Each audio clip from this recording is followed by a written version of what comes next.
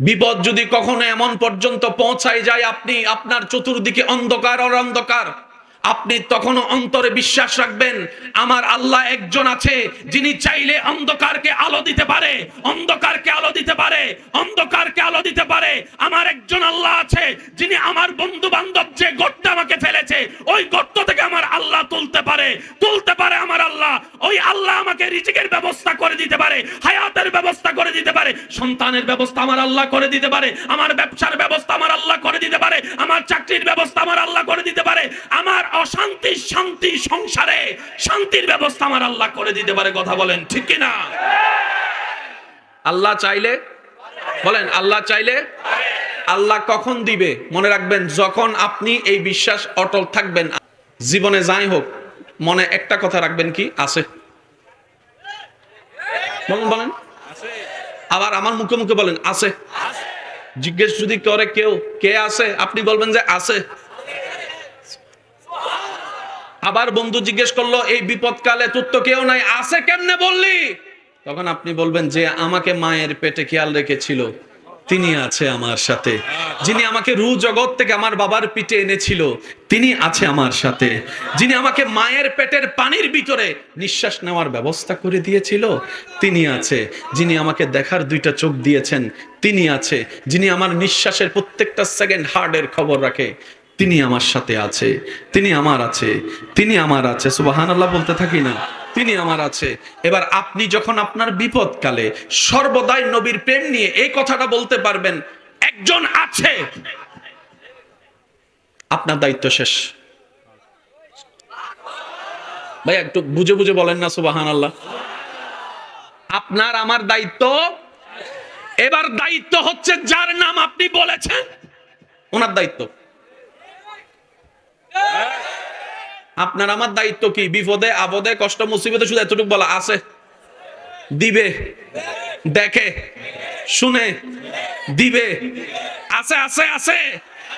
আমি বেওয়ারিশ নই, আমার একজন মালিক আছে। এবার আপনি এক সপ্তাহ, এক মাস, এক বছর, 2 বছর এটার উপর ছিলেন আছে আছে আছে। যেদিন আপনার আছে বলাটা ওনার পছন্দ হয়ে যাবে, বুঝে বুঝে কোন, বুঝে বুঝে কোন, বুঝে বুঝে কোন, যতদিন ওনার পছন্দ না হয় ততদিন আপনাকে বলতে হবে আছে। শুনি নাই, কি বলবেন? আবার বলেন, আবার বলেন। 2 বছর শেষ, আবার বলেন। 5 বছর শেষ, আবার বলেন। 15 বছর শেষ, আবার বলেন। এবার আল্লাহ পাক বলবে যে ভাইয়া ভাইয়া ভাইয়া প্লিজ, ভাইয়া please please, I love you, I love you too. 3 4 5 6 7 একবার বলি মারহাবা। 15 বছর শেষ, বলেন না 15 বছর এবার আল্লাহ তাআলা বলবে ফেরেশতা এই 15 বছর ধরে আমার বান্দা আশা আছে বলতেছে, কি বলে রে? ফেরেশতা বলবে আল্লাহ তাকে তার বাচ্চা জালাল যখন কষ্ট দিয়েছে, জায়গা থেকে বের করে দিছে, তখন সে তোমার দিকে তাকাই অপেক্ষা ছিল তুমি কখন হুকুম দিবা, কখন আদেশ দিবা, কখন বিচার করবা, কখন রায় দিবা, কখন তার পক্ষে কথা বলবা। সে এই আশায় বসেছিল আমার একজন মালিক আছে। বলে না আমার একজন মালিক আছে। তার বন্ধুরা যখন তাকে ব্যবসার ফাঁদে ফেলে তার টাকাটা মেরে খেয়েছে, তাকে লসের মধ্যে ফেলে দিয়েছে, সে নিরাশ না হয়ে সুইসাইড না করে তোমার অপেক্ষায় বসেছিল। যখন ভিসা দিবে বলে 1 নাম্বার ভিসা বলে বিদেশের 2 নাম্বার ভিসা দিয়ে তার সাথে প্রতারণা করেছে, সে সবকিছু জায়গা বিক্রি করে ওই ভিসার টাকাটা দিয়েছিল আল্লাহ, তখন সে নিরাশ হয় নাই। সে বলে যে আমার একজন আছে, আমার একজন আছে, আমার একজন আছে, আমি বেওয়ারিশ নই, আমার একজন মালিক আছে, আমার একজন সৃষ্টিকর্তা আছে, আমার একজন রিজিক দাতা আছে, আমার একজন খালিক আছে। রব্বুল আলামিন বলবে আমার বান্দা এত বছর আমার অপেক্ষায় বসেছিল, এত বছর আমার অপেক্ষায় বসেছিল, এত বছর আমার হুকুমের অপেক্ষায় বসেছিল। এবার সূরা তালাকের 2 নম্বর আয়াতের শেষের অংশ আপনার জন্য চলে আসবে। রব্বুল আলামিনের ফরমান ওয়া মান ইয়াত্তাকিল্লাহ ইয়াজআল লাহু মাখরাজান ওয়া মান ইয়াত্তাকিল্লাহ ইয়াজআল লাহু মাখরাজান। সুবহানাল্লাহ বলতে থাকি, সুবহানাল্লাহ সুবহানাল্লাহ সুবহানাল্লাহ। সূরা তালাকের শেষের অংশ আপনার জন্য চলে আসবে ওয়া মান ইয়াত্তাকিল্লাহ ইয়াজআল লাহু লাহু মাখরাজান। রব্বুল আলামিন বলে যে কোনো বিপদ আপদ মুসিবতে কষ্টের মধ্যে আমার বান্দা যদি নবীর প্রেমটার সাথে নিয়ে আমি রবের উপর তাওয়াক্কুল করে আমার হুকুমের অপেক্ষা করে আমার উপর ভরসা করে, হে দুনিয়াবাসী জেনে রাখো আমি আল্লাহ ইয়াজআল লাহু মাখরাজান। তার বন্ধু বান্ধব তাকে যে গর্তে ফেলেছে, তার আত্মীয় স্বজন তাকে যে বিপদে ফেলেছে, তার বাবা জেঠা চাচা মামারা যে সম্পত্তি খেয়ে ফেলেছে, আমি আল্লাহ কথা দিলাম ইয়াজআল লাহু মাখরাজান। ওই বিপদ থেকে বের হওয়ার চোখ দেখবে কোনো রাস্তা নাই, বিবেক বলবে কোনো উপায় নাই, সেই জায়গা থেকে আমি আল্লাহ তাকে বের করার ব্যবস্থা করে দিব, বের করার ব্যবস্থা করে দিব, বের করার ব্যবস্থা করে দিব। শুধু তাই নয়, ওয়ায়ারযুকুহু মিন হাইসু লা ইয়াহতাসিব। এমন এমন জায়গা থেকে আমি রাজ্জাক আমার বান্দাকে রিজিকের ব্যবস্থা করে দিব, সে শুধু পাইতে থাকবে আর অবাক হতেই থাকবে, অবাক হতেই থাকবে, অবাক হতেই থাকবে। আমি আল্লাহ দিতে থাকবো, আমার বান্দা নিতে থাকবে। বলেন সুবহানাল্লাহ। আমার বাইরে উত্তর দিবেন আছে? আছে। সবার উত্তর শুনে আছে? আছে। দেখে দেখে শুনে, তার মানে চাচা জায়গা খাইতে দেন চাচারে। জেডারে বলেন মামলা আরো 5টা দিতে। আমি আপনাদের মেহমান মুসাফির হিসেবে বলে যাই, মনে রাখবেন যদি দিলে লাগে নিয়েন। মামারে বললেন মার জায়গা খাইতে, বন্ধুরে বলেন 1 লাখ টাকা মাইরা খাইছে না, অভাবের কারণে গরিব হওয়ার কারণে যে আত্মীয়রা আপনাকে অবহেলা করেছে, 2টা গালি দিয়েছে, বড় কথা বলেছে, শুনেছে? শুনে তাহলে দিতে দেন। বলে না বলে না বলে না বলে না, জোরে জোরে জোরে। আপনাকে কেউ গালি দিলে আপনার রব শুনে, তো দিতে দেন। আপনার উপর অত্যাচার করলে আপনার রব দেখে, তাহলে করতে দেন। আর রব কখনো গালিদাতার পক্ষে থাকে না, অত্যাচারীর পক্ষে থাকে না, মজলুমের পক্ষ থাকে।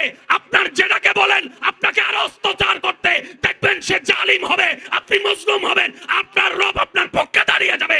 যেদিনেই আপনার রব আপনার পক্ষে দাঁড়িয়ে যাবে, ইজ্জত আপনার জন্য, সম্মান আপনার জন্য, টাকা আপনার জন্য, শান্তি আপনার জন্য, জান্নাত আপনার জন্য হয়ে যাবে। 2 হাত তুলে তাকায় বলো ঠিক কিনা? আল্লাহু আকবার। উচ্চ আওয়াজ একবার বলি মারহাবা। যে 2জন যুবক আমাকে 3-4 জন যুবক আমাকে ভালোবাসেন, আবদার করে একটা কথা বলতে চাই, অনুমতি আছে? বলেন অনুমতি আছে?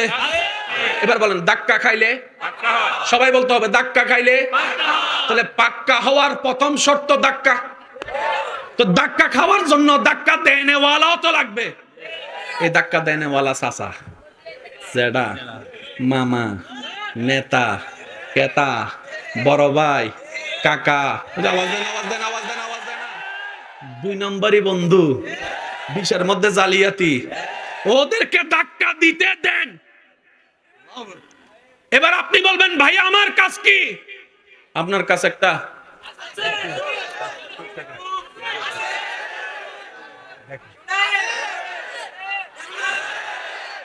ওনার হুকুম আসা পর্যন্ত আপনার,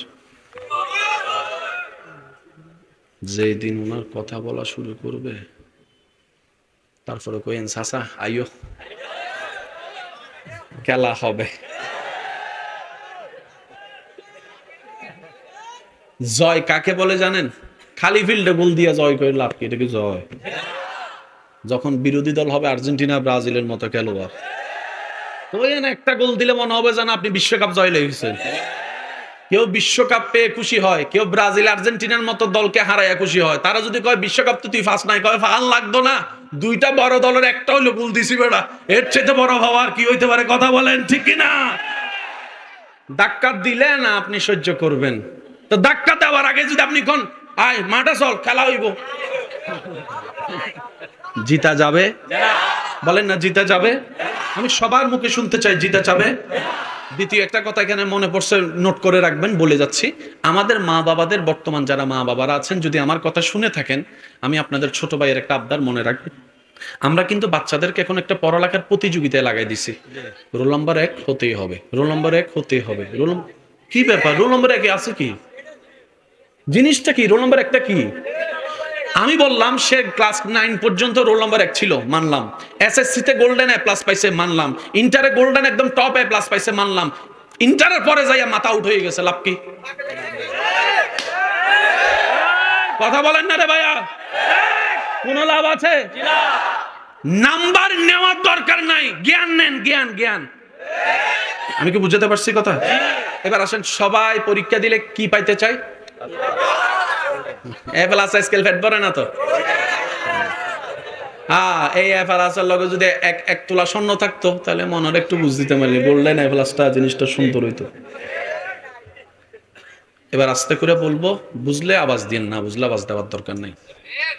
বর্তমানে অনেক বড় বড় গোল্ডেন এ প্লাস পাওয়ালা ব্যক্তি এমন কোম্পানির বসের আন্ডারে চাকরি করে যে বসগুলা জীবনে 9 ক্লাসও পাস করে নাই, 10 ক্লাসও পাস করে নাই, এ প্লাসও পায় নাই। গোল্ডেন এ প্লাস যে পেয়েছে সে ক্লাস 9 এর সেই বসকে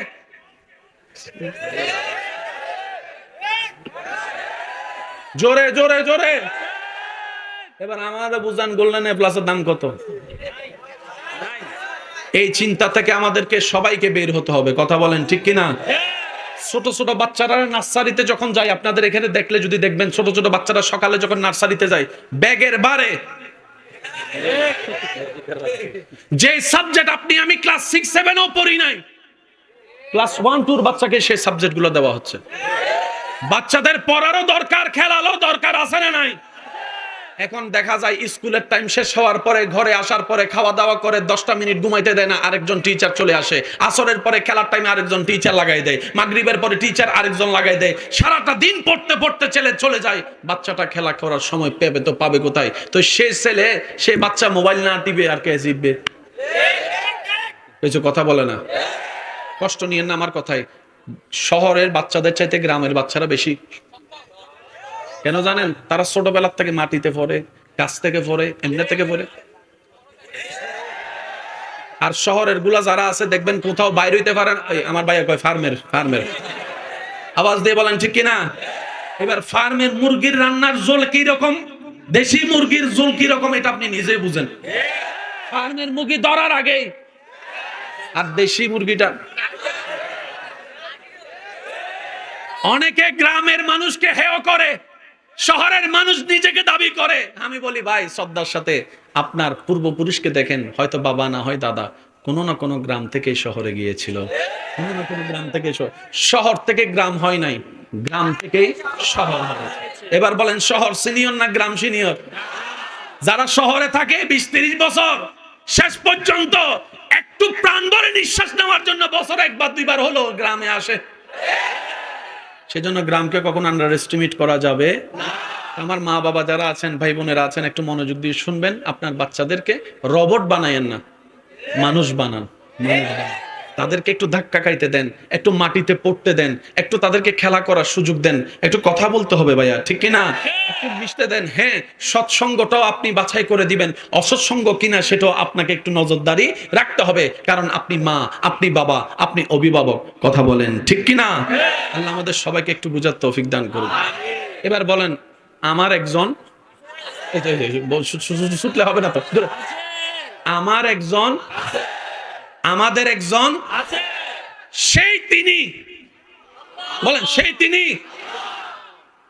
অন্য নবীর উম্মত, ওনার বান্দা ছিল, কিন্তু উনি ওদের জন্য যতটুকু দয়াবান ছিলেন না, আমাদের জন্য।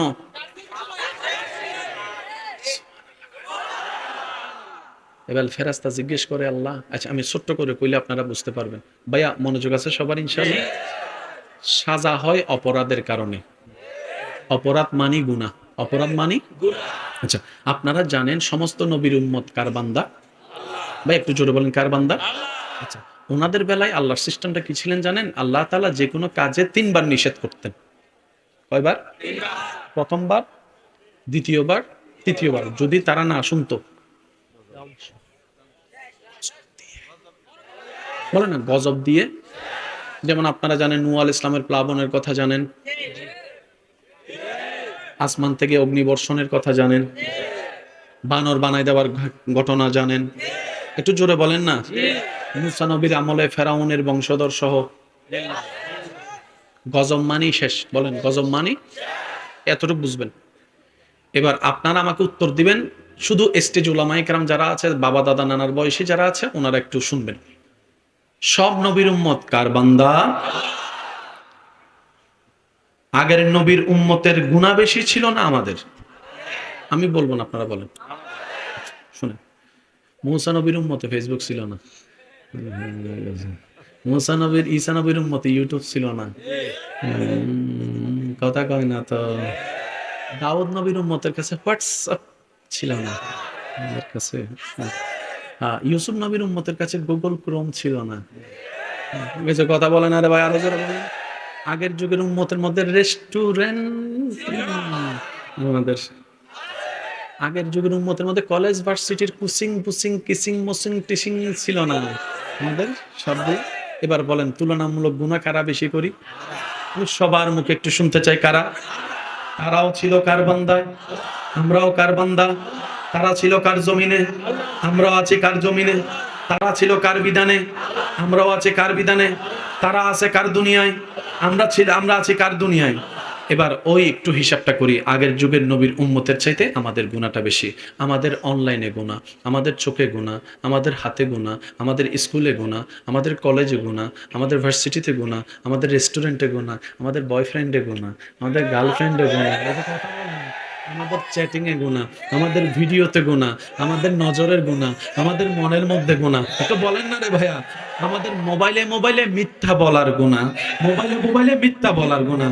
আমাদের প্রবাসীর এই যে একটা সেক্টর নিয়ে প্রতারণা করা, 1 নাম্বার ভিসা বলে 2 নাম্বার দেওয়া, সেই দিকে গুনাহ। আমাদের আইল কাটার গুনাহ, জমিন দখলের গুনাহ, ইঞ্চি খাটার গুনাহ, দেওয়াল তুলে দেওয়ার গুনাহ, মা বাবার সাথে বেয়াদবি করার গুনাহ। কথা বলতে থাকেন, ঠিক কি না? আমাদের ইফটিজিং করার গুনাহ, আমাদের পরকিয়া করার গুনাহ, আমাদের বড়র সাথে বেয়াদবি করার গুনাহ, আমাদের ছোটদের জায়গা জমিন দখল করার গুনাহ। আমাদের গুনাহ তাদের চাইতে 1000 গুণ বেশি। তারা 1 সপ্তাহ মিলে যেই গুনাহ করত, আপনি আমি 1 মিনিটে তার চাইতে বেশি গুনাহ করি, তার চাইতে বেশি গুনাহ করি। কথা বলেন, ঠিক কি না? তখনও এই জমিন ছিল, এখনো যে জমিনটা আছে, তখনও সেই সূর্য ছিল, এখনো যে সূর্যটা আছে, তখনও সেই চন্দ্র দেখেছে, এখনো যে চন্দ্র আলোকিত করছে, তখনও জিব্রাইল ছিল, এখনো জিব্রাইল আছে। আমি সবার মনোযোগ চাচ্ছি, আমার নবীর উম্মত যারা আছেন, নবী রাহমাতুল লিল আলামিনের উম্মত, সবার একটু মনোযোগ চাচ্ছি। এবার আসমান বলে, জমিন বলে, আল্লাহ তোমার জমিনে তোমার বান্দারা তোমার আদেশ অমান্য করে গুনার পর গুনাহ করে যাচ্ছে। সকালে গুনাহ, দুপুরে গুনাহ, বিকেলে গুনাহ, রাতে গুনাহ, সন্ধ্যায় গুনাহ, ঘরে গুনাহ, বাহিরে গুনাহ, কলেজে গুনাহ, ভার্সিটিতে গুনাহ, এখানে গুনাহ, সেখানে গুনাহ। আল্লাহ, তারা গুনায় গুনায় ভরপুর। এমন কি রাতে যখন ঘুমাইতে যায়, শুনি না, আরো জোরে বলেন। আল্লাহ, তারা তখনও গুনাহ করে। আল্লাহ, তারা যে এত গুনাহ করে, তুমি আযাব দিবা না, আযাব দিবা না, আযাব দিবা না। মাটি বলে, আল্লাহ আযাব দিয়ে ধ্বংস করে দাও। জমিন বলে, আযাব দিয়ে ধ্বংস করে দাও। সূর্য বলে, আযাব দিয়ে ধ্বংস করে দাও। একটু আওয়াজ দিতে হবে। চন্দ্র বলে, আযাব দিয়ে ধ্বংস করে দাও। সমস্ত সৃষ্টি বলে, আল্লাহ তারা গুনাহ বেশি করে, আযাব দিয়ে। এই যে ভাইয়া প্লিজ, এই যে আযাব দিয়ে ধ্বংস। রব বলে যে না, আমি আপনাদের জ্ঞানের কাছে বিচার রাখলাম। মুসা নবীর উম্মত আল্লাহর বান্দা, আমরাও তো আল্লাহর বান্দা। তারাও গুনাহগার, আমরাও গুনাহগার। তারা একটা গুনাহ 3 বার করলে মাইর, আমরা একটা গুনাহ 10 বার করার পরও কিভাবে সম্ভব? শুনেন, মনে রাখবেন, কোরআন কথা বলে, কোরআন কথা বলে। আল্লাহু আকবার। এবার আল্লাহ তাআলা বলে, ও জমিন, তোদের কথা ঠিক আছে, আগের চাইতে এই বান্দারা একটু বেশি গুনাহ করে, তারপর আমি আল্লাহ আযাব দিব না। আসমান আযাব দিব না, জমিন আযাব দিব না, সূর্য আযাব দিব না, চন্দ্র আযাব দিব না। আল্লাহ, কেন গো দিবা না, কেন গো দিবা না? রব বলে যে, জমিনে তখন আযাব দিয়েছিলাম যখন সেই জমিনে আমার রহমাতুল লিল আলামিন নবীকে পাঠাই নাই, আমার রহমাতুল লিল আলামিন নবীকে পাঠাই নাই, আমার রহমাতুল লিল আলামিন নবীকে পাঠাই নাই। কোরআন ডাক দেয়, ওয়ামা কান আল্লাহু লিয়াযিবাহুম ওয়া আনতা ফীহিম। যেদিন থেকে আমার রহমাতুল লিল আলামিনকে আমি ধরাই পাঠিয়েছি, ওই নবীর খাতিরে ওই আযাব দেওয়ার সিস্টেমটাই আমি বন্ধ করে দিয়েছি। সবার যা হবে হাসরের ময়দানে বিচার হবে। বলেন সুবহানাল্লাহ। হাজার তাকবীর, আল্লাহু আকবার, ইয়া রিসালাত, ইয়া রাসূলুল্লাহ, ইয়া গাউসিয়া, ইয়া রাসূলুল্লাহ, আহলে সুন্নাত ওয়াল জামাত জিন্দাবাদ, জিন্দাবাদ। আল্লাহ নবীর খাতিরে আমাদের সবাইকে মাফ করে দিন। আমিন।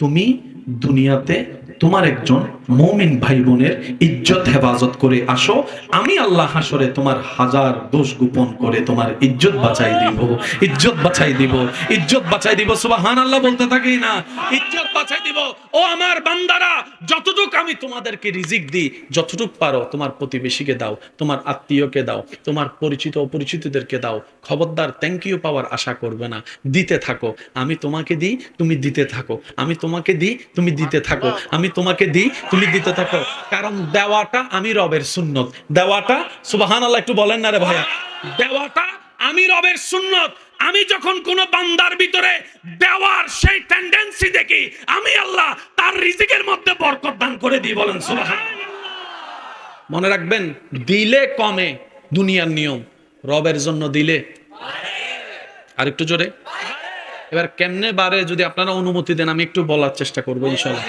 আমি আপনাদের সাথে আর অল্প 5-10 মিনিট আছে, একটু মনোযোগ দিবেন।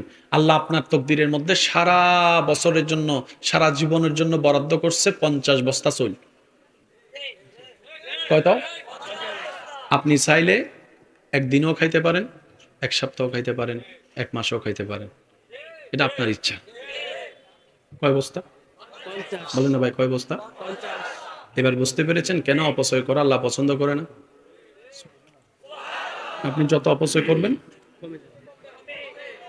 এবার আপনার ঘরে চাউল আছে 10 কেজি, ভাই একটু মনোযোগ, চাউল আছে কয় কেজি? মানুষ আছে কয়জন?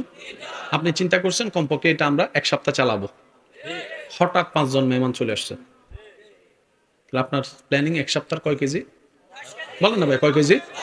এই 5 জন যে চলে আসছে, এখন তারা খাইলে তো 10 কেজি থেকে কমবে, তার মানে এখানে সপ্তাহ কমে যাবে। আপনি কি করলেন? যা হওয়ার হোক, আল্লাহ মেহমান পাঠাইছে। কারণ আল্লাহ খুশি হলে 3 কাজ করে। আল্লাহ খুশি হলে কয় কাজ করে? আল্লাহ যখন খুশি হয় তখন আকাশ থেকে বৃষ্টি বর্ষণ করে দেয়, সুবহানাল্লাহ। আল্লাহ যখন খুশি হয় তখন আল্লাহ বান্দাদের ঘরে কন্যা সন্তানের জন্ম পাঠায় দেয়, সুবহানাল্লাহ। আল্লাহ যখন খুশি হয় বিন বলে মেহমান পাঠায় দেয়। এই 3টা কারণ যখনই দেখবেন বুঝবেন রব খুশি। সুবহানাল্লাহ, সুবহানাল্লাহ। ঘরে যাইয়া বললেন সুবহানাল্লাহ। না না, ঘরে যাইয়া কোন সুবহানাল্লাহ। এবার যার যত শক্তি আছে ফুল ভলিউমে বলেন সুবহানাল্লাহ। কয় কেজি চাউল? মানুষ কয়জন? সময় কয় দিন? এবার সে 5 জন মানুষ আসার পর আপনি যখন তাদেরকে খাওয়ালেন, 10 কেজি থেকে যখন কমছে, আপনি শেষ পর্যন্ত আল্লাহকে বললেন, আল্লাহ মেহমান তো তোমার নিয়ামত, আমি তো সেমন সেবা করতে পারি নাই, তুমি যা দিয়েছো তার থেকে আমি আল্লাহ চেষ্টা করেছি মেহমানদারি করার জন্য। রব বলে যে মেহমানদারি করা তো আমার সুন্নত, খাওয়ানো তো আমি আল্লাহর সুন্নত। বান্দা তুই খাওয়াইছস? আল্লাহ আমি খাওয়াইছি, কিন্তু তুমি যা দিয়েছো তা থেকে খাওয়াইছি। রব বলে যে যা, এ ফেরেশতা, তার এক সপ্তাহের রিজিক কত? কয় 10 কেজি। আল্লাহ কয় তার সারা জীবনের 50 কেজির লগে আরো 20 বস্তা চাউল যোগ করে দেয়, 20 বস্তা চাউল যোগ করে দেয়, 20 বস্তা জল যোগ করে দেয়। এবার কোরআন ডাক দিয়ে বলে মান জাআ বিল হাসানাতে ফালাহু আশরু আমসালিহা। আমি রবের সন্তুষ্টিতে যে এক দিবে, বিনিময়ে আমি আল্লাহ সর্বনিম্ন তাকে 10 গুণ দান করব। আর একটু জোরে বলতে হবে সুবহানাল্লাহ। সেজন্য মনে রাখবেন, দিলে কমে না, তবে শর্ত হচ্ছে একটা, দিয়ে কোটা দিতে পারতেন না? তোরে যে খাওয়াইছিলাম, বলেন না, তুই যে গর্তে পড়ছিলি, আমি যদি 2 বছর আগে তোরে সাহায্য না করতাম কেমনে কি হইতো? আচ্ছা, এই জীবনে আপনাদের কারো হলে একটু হাত তুলবেন। অনেক সময় কি হয়েছে কিনা একটু দেখেন তো, রাস্তার মধ্যে 1 সেকেন্ডের জন্য বাচ্চা গেছেন? কে কে আছেন? হাত তুলুন। এবার হাত নামান। আমি বলবো, আপনারা বিরক্ত হচ্ছেন মনে হয় না? অল্পর জন্য বাইচে গেছে এরকম অনেক মানুষ আছে না? আচ্ছা, অল্পর জন্য কি বাঁচে ভাই? মৃত্যু যদি থাকে সুইয়ের ফুটায়ও মরণ হইয়া যাইব। আর মৃত্যু যদি না থাকে, বড় ট্রাক আইসা যদি আপনারে এবার বলেন রাখে আল্লাহ। করোনাকালীন সময়ে প্রথম ধরিস না, মরে যাবে, মুখ বান্ধালা মরে যাবে। তো একজনে ওই কি একটা ভিডিওতে আমি ফান খাই, আমার করোনা হইতো না, এইসব কথা কয় না, আছে না? আছে না? চিন্তা। আচ্ছা, আপনাদের এলাকায় করোনাকালীন মানুষ কম বেশি অনেক মারা গেছে, আল্লাহ তাদেরকে জান্নাতুল ফেরদৌস নসিব করুন। করোনাকালীন সময় আপনারা ছিলেন? মরা না জিন্দা? এলাকার বাইরে ছিলেন না এলাকায়? মরছেন কেন বলেন না? এখানে এমন অনেক ব্যক্তিও আছে করোনাকালীন ঠিকই করোনা হয়েছে, কিন্তু হেদের খবর নাই। এসে কথা বলেন না রে ভাই। কারণ করোনাটা যে কোন জায়গায় লুকাই থাকে কেউ তো চিনত না। মনে করেন আপনি করোনা না হওয়ার জন্য স্যানিটাইজার দিয়ে হাতটা পরিষ্কার করে বাথরুম থেকে বাইর হইছেন, যে দরজা ধরছেন এই দরজায় ছিল করোনা। হতে তো তো শেষ পর্যায়ে প্রথম দিকে এনভায়রনমেন্ট ছিল এরকম, তুই না দূরে থাকো, এমনে এমনে করো না, হেমনে হেমনে করো না। যখন বারবার লকডাউন লকডাউন মানুষ যখন বিরক্ত হয়েছে, শেষ পর্যন্ত কি হয়েছে, আল্লাহ বাঁচাইলে বাঁচবো, আল্লাহ মরাইলে মরবো, আর কত করে বসে থাকবো, আর কত করে বসে থাকবো। এবার আওয়াজ দিয়ে বলেন, করোনা কালীন আপনার এলাকায় কোনো পাগল মারা গেছে? বুঝলেন কথা? পাগলের ঘরে বসে রাখতে পারছেন নি? আমরা পুলিশ দেখতে ফালাইছি, আর পাগল যখন আসে এমনি এমনি পুলিশের সঙ্গে, পুলিশে কয় হু আর ইউ, এতে কয় আন্নে কেডা। তো তখন আইনের ভাইরা বলে লকডাউন কি তুমি জানো না? কয় লকডাউন কি, এসে কথা কয় না। কয় বেটা ঘরে যা, করুণা ধরবো। করুণা কি? পিছন থেকে স্যার কয় এতারা জ্বালাইস না, পুরা এলাকায় দৌড়াইছে পাগল। বলেন বলেন, এবার বলেন হায়াতের মালিক কে? শুনি নাই আমি, আরো জোরে বলেন, হায়াতের মালিক কে? রিজিকের মালিক কে? করোনাকালীন সময়ে চাকরি বন্ধ, শেষ ভালো যার সব ভালো, তার আওয়াজটা একটু বড় করে দিবেন। করোনাকালীন সময়ে চাকরি, ব্যবসা, রাস্তাঘাট, ঘরবাড়ি, স্কুল, কলেজ, মাদ্রাসা, বেতন, খাওয়া দাওয়া। শুনি নাই শুনি নাই শুনি নাই, খাওয়া দাওয়া এক বেলা। এবার আমাকে একটু অঙ্কটা মিলাই দেন। বাজার করতে টাকা আসতে চাকরি ব্যবসা লাগে, তো দোকানও বন্ধ, চাকরিও বন্ধ, সবই বন্ধ। আপনি বাজারটা করলেন, কোথাও করলেন কিভাবে? টাকাটা পেলেন তো পেলেন কিভাবে? খেয়েছেন কয় বেলা? তখন আমার ভাইরা বলে আসলে তখন ভাবি নাই, এখন কল্পনা করলো কেমন জানি মনেও পড়ে না। করোনাকালীন সময় তো ঘরেই ছিলাম, বের হতে পারি নাই, সপ্তাহের পর সপ্তাহ এমনও গিয়েছে, কিন্তু খেলাম তো খেলাম কিভাবে? কই কোনোদিন তো উপবাসে পেটের ক্ষুধা অন্তরে রেখে বুকের মধ্যে রেখে ঘুমাইতে হয়েছে, এমন তো রেকর্ড মনে পড়ে না, এমন তো রকেট মনে পড়ে না, এমন রেকর্ড মনে পড়ে না। এবার কোরআন ডাক দিয়ে বলে, ওরে বান্দারা, আল্লাহ তো করোনা দিয়েছে এটাই বুঝার জন্য দুই নাম্বারই করার দরকার নাই। তাওয়াক্কুলটা রবের উপর রাখ। যেই রব তিমির মতো মাছকে খাওয়াইতে পারে, তোর মতো 3.5 হাতের এই অর্ধেক পেটকেও 3 বেলা খাওয়াইতে পারবে। সুবহান।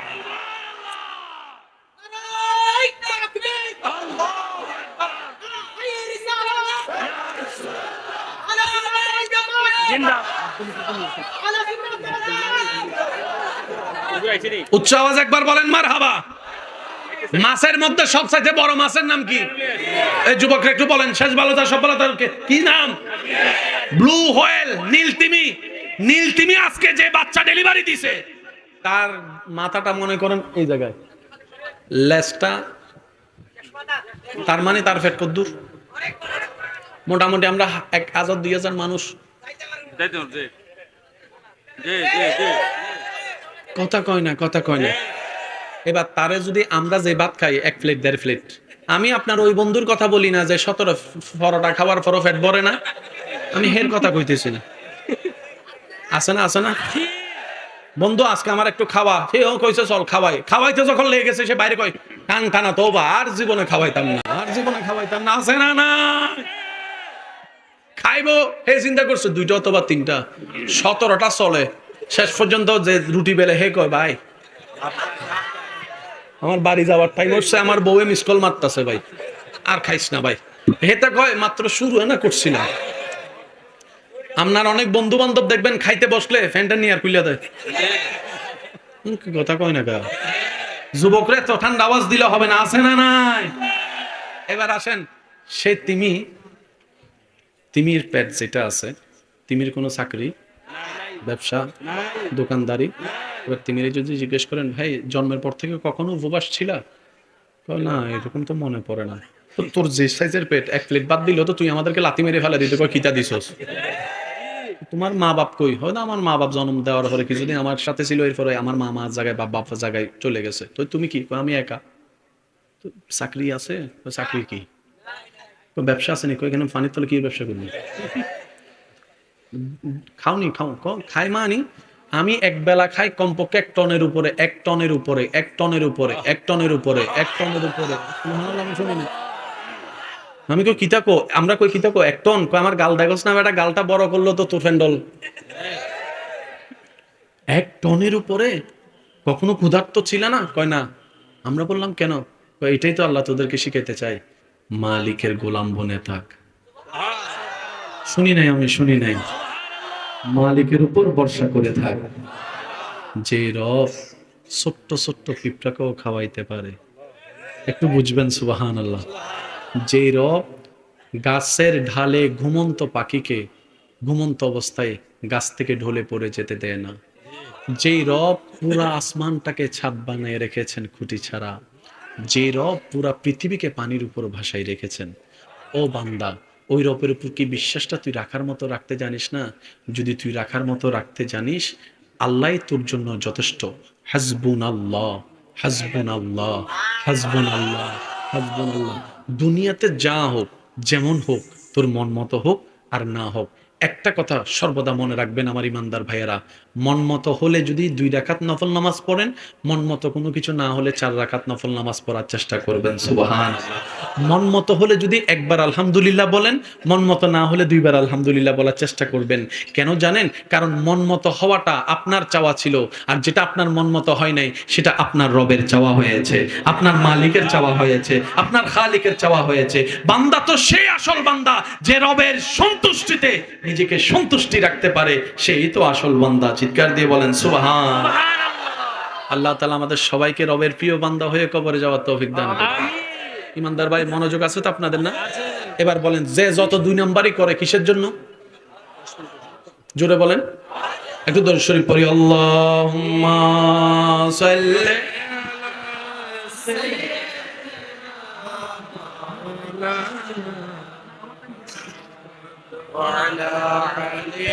সাইয়্যিদিনা মাওলানা। জন্ম আমার নবীর যুগে হলে কেমন হতো,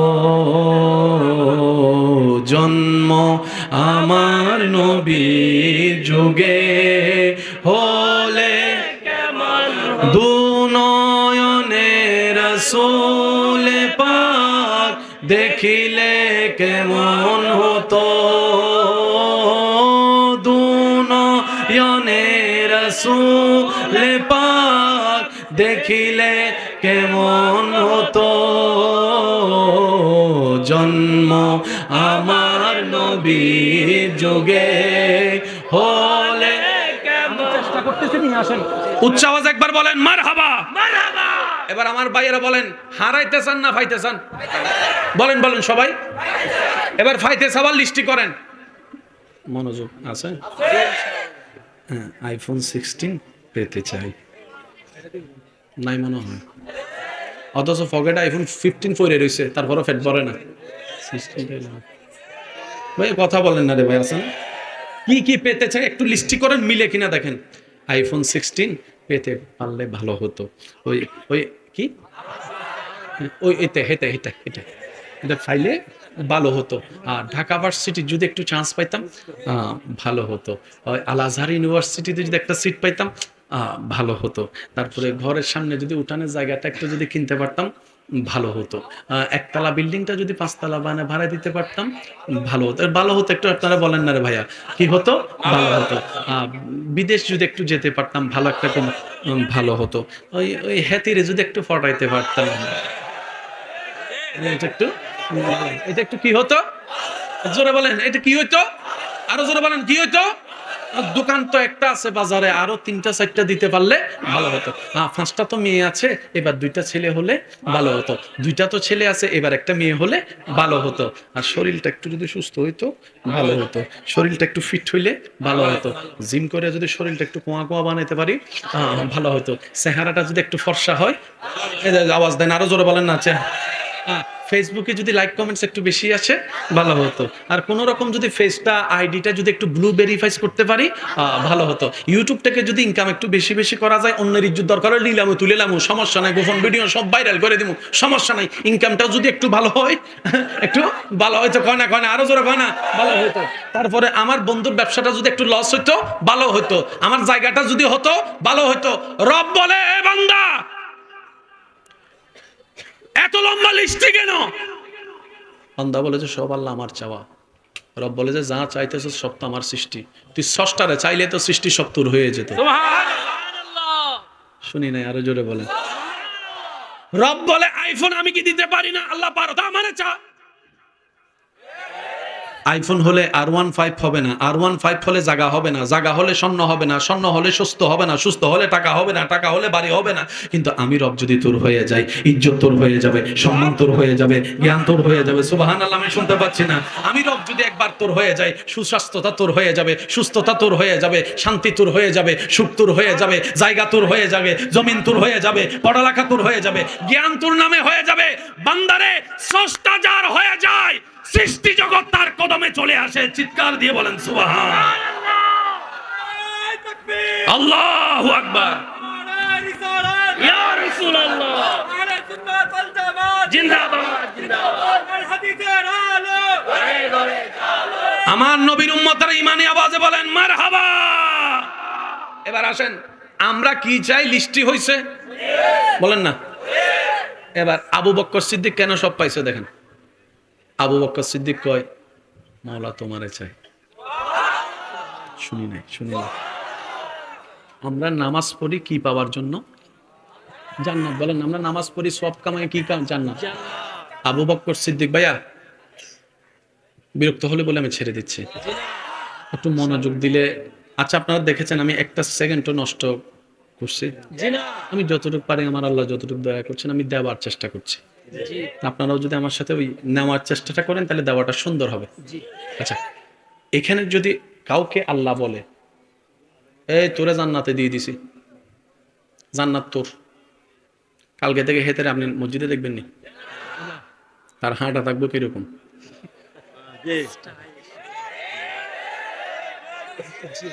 মাহফিলে আসলে কমিটিরে কইব প্লাস্টিকের কিতা চেয়ার, স্বর্ণের চেয়ার আনো, স্বর্ণের চেয়ার।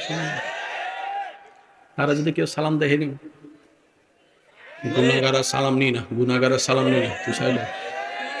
সত্যি না বলেন? আপনারা বলেন। সে আর বন্ধুরে বন্ধু মনে করবে, আপনকে আপন মনে করবে। জোরে বলেন। শেষ ভালো যার, সব ভালো কি বলেছি? একটু মনোযোগ দিয়ে দেন, আমি অল্প কিছুক্ষণের মধ্যে আপনাদের থেকে বিদায় নিচ্ছি, একটু মনোযোগ দেন। সব ছেড়ে দিবে, সে জান্নাত পাওয়াইছে, তার অহংকারে শেষ নাই। মদিনার মাটিতে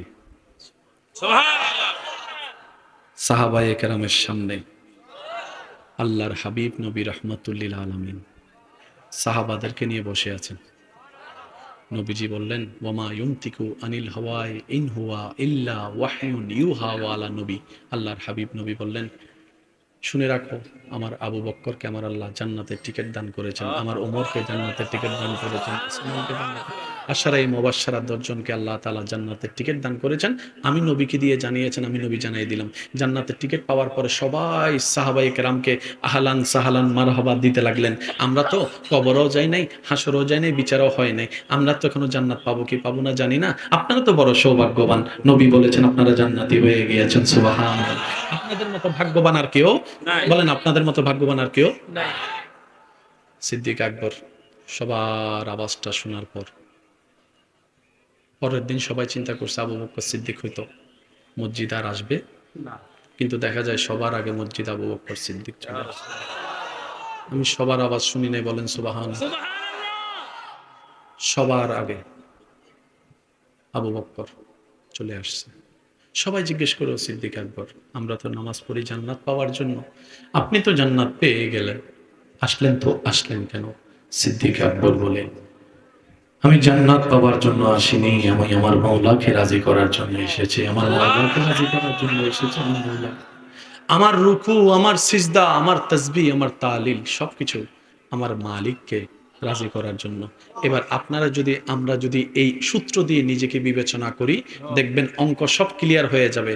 অন্যের আর দোষ ধরা লাগবে না, অন্যের আর বদনাম করা লাগবে না। কথা বলেন ঠিক কিনা? অন্যের দোষ খুঁজে খুঁজে নিজের জীবনের সময় নষ্ট করার দরকার নেই। নিজে বাঁচলে বাপের নাম। আল্লাহ আমাদের সবাইকে বুঝার তৌফিক দান করুন। 5 ওয়াক্ত নামাজ আদায় করার তৌফিক দান করুন। এখানে যারা শুধু সপ্তাহে, আমি কইতাম না আপনারা কোন, তাও একামতের আগে ঢুকে, আল্লাহ আমাদেরকে 5 ওয়াক্ত নামাজ পড়ার তৌফিক দান করুন। শুনি না ভাই, আর একটু জোরে বলেন। শুনেন, 5 ওয়াক্ত নামাজ কেন পড়বেন? উত্তর একটাই, আপনি যদি আল্লাহর জমিনে থাকেন তাহলে 5 ওয়াক্ত নামাজ পড়তে হবে। বুঝতেছেন আমার কথা? আপনি যে জমিনে থাকেন সেটা যদি আল্লাহর হয়, সে আল্লাহর 5 ওয়াক্ত নামাজ আপনাকে। আপনি যদি আল্লাহর দেওয়া রিজিক খান তাহলে আপনাকে নামাজ, বলেন না, আপনাকে নামাজ পড়তে হবে। মসজিদের মিনার থেকে যখনই আওয়াজ আসবে আল্লাহু আকবার, আল্লাহু আকবার, আল্লাহু আকবার, আরেকটু জোরে আল্লাহু আকবার, আল্লাহু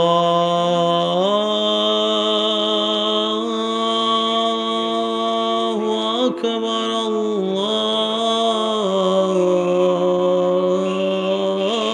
আকবার। এই আজানটা যেদিন এখানে বসে যাবে, এখানে না, বাঁশির মতো টানবে আপনাকে। বাঁশির মতো কি করবে? অনেকেই আছেন এখানে ফজরের আজানের সময় অ্যালার্ম দিলে উঠতে পারেন, আবার অনেকে আছে আজান দেওয়ার আগেই চোখ খুলে যায়।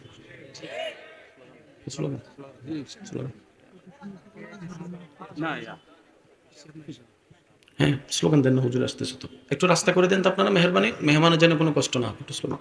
নারে তাকবীর, নারে রিসালাত, নারে গাউসিয়া, আহলে সুন্নাত ওয়াল জামাত। সম্মানিত উপস্থিতি, আজকের মাহফিলের মেহমানে আলাম আলী তলা লতিফিয়া দরবার শরীফের মান্যবর পীর সাহেব হুজুর তশরিফ এনেছেন, স্বাগতম জানাই। একবার বলি মারহাবা। কথাই একটু মনোযোগ দিবেন। কয় ওয়াক্ত নামাজ ভাই? একটু জোরে বলি।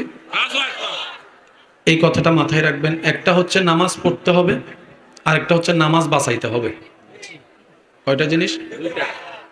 আবার বলি, একটা হচ্ছে নামাজ পড়তে হবে, আর একটা হচ্ছে নামাজ। আমরা কম বেশি নামাজ সবাই পড়ি, কিন্তু বাঁচাইতে পারি না। একটু জোরে বলি না। তো নামাজ লস হয় কিভাবে? অন্যের গীবত করলে ইবাদত চলে যায়। কথা বলি, তাহলে নামাজ ইবাদত বাঁচাইতে গেলে গীবত করা বন্ধ করতে হবে। কথা বলেন ঠিক কিনা? অন্যের নামে ফিন লাগাইলে ইবাদত শেষ। বলেন ইবাদত, এটা থেকে আমাদেরকে বাঁচতে হবে। কথা বলেন ঠিক কিনা? মা বাবার সাথে বেয়াদবি করলে ইবাদত, এটা থেকে বাঁচতে হবে। তাহলে একটা হচ্ছে পড়া, আরেকটা হচ্ছে বাঁচানো। একটু বলি, বাঁচাইতে গেলে কয়েকটা কাজ করতে হবে, একটু দেখেন।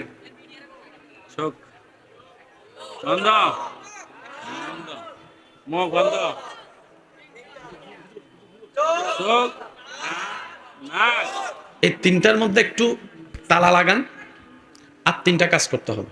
সেটা হচ্ছে মনকে সাগরের মতো বিশাল বানাইতে হবে। সাগরে যেরকম পৃথিবীর ময়লাগুলোকে বুকে নিয়ে পৃথিবীকে পরিষ্কার রাখে, আপনার এখানে আত্মীয় স্বজনের সব দুঃখ কষ্ট নিয়ে সবাইকে শান্তিতে রাখতে হবে। সুবহানাল্লাহ বলি। অনেকে বলবেন বড়া সহজ, করা কঠিন। আমি বলবো যে কঠিন হলেও তো করতে হবে, কারণ জান্নাত পাওয়ার নিয়ম তো মেনেই জান্নাত পেতে হবে। কথা বলেন ঠিক কিনা? আয়নার সামনে দাঁড়ালে যাকে দেখা যায়, বিশ্বাস করেন এগুলো মানুষ না, এটা মানুষের কবার। মানুষের কবার। আপনি আয়নার সামনে দাঁড়ায় নিজেকে যদি বলেন আমি ভালো মানুষ, দেখবেন আয়নাই আপনারা গালি দিবে। করে দেখেন আপনি। আপনি বউরে যদি যাই বলেন ও বউ আমি পৃথিবীর শ্রেষ্ঠ স্বামী, বউ বাস্তব যেটা সেটা একটু আওয়াজ দিয়ে বলেন ঠিক কিনা? সেজন্য ভিতরটা যতক্ষণ মানুষ না হবে ভাইয়া, ততক্ষণ আপনি নিজের শান্তি পাবেন না।